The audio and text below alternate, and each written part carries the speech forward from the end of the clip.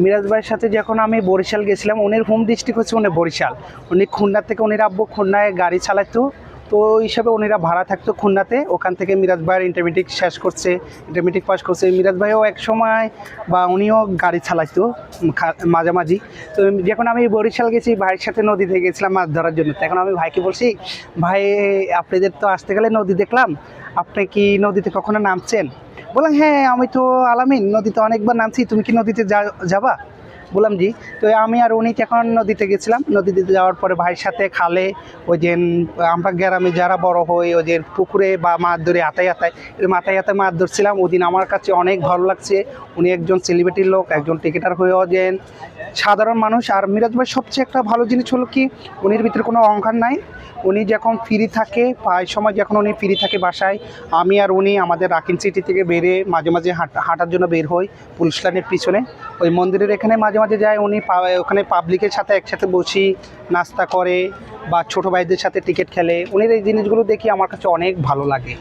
Idol Miraj এখন নাই। উনি বৃহস্পতিবারে যে কথাটা বলছে বিসিবির একজন কর্মচারীকে নিয়ে, বিসিবির লোকটা যে কথাটা বলছে দিন শেষে কথাটা বাস্তব। আমি একজন ক্রিকেট ফ্যান হিসেবে আমি এটা বলতে পারি, আমাদের ক্রিকেট বোর্ডের থেকে উনিরা অনেক টাকাই স্যালারি পায়, ঠিক আছে?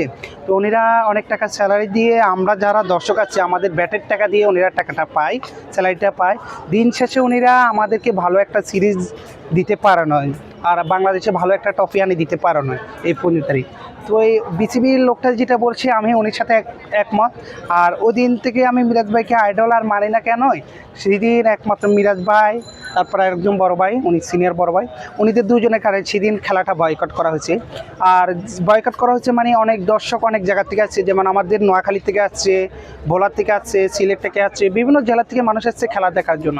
যে সেদিন শেষে ওই দিন মানুষ খেলা দেখতে পারে নয়, একজন ফ্রেন্ড সার্কেল হিসাবে সেই মানুষরা যেটুকু মনে কষ্ট পেয়েছে দিন শেষে তো ওটা ভুলার মতন না।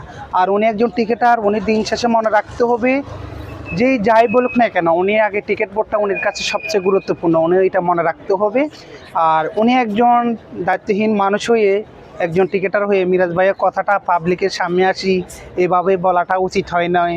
উনি বলছে উনি নাকি ক্রিকেট বোর্ড থেকে বেতন পায় না, উনি বেতন পায় অমুক থেকে।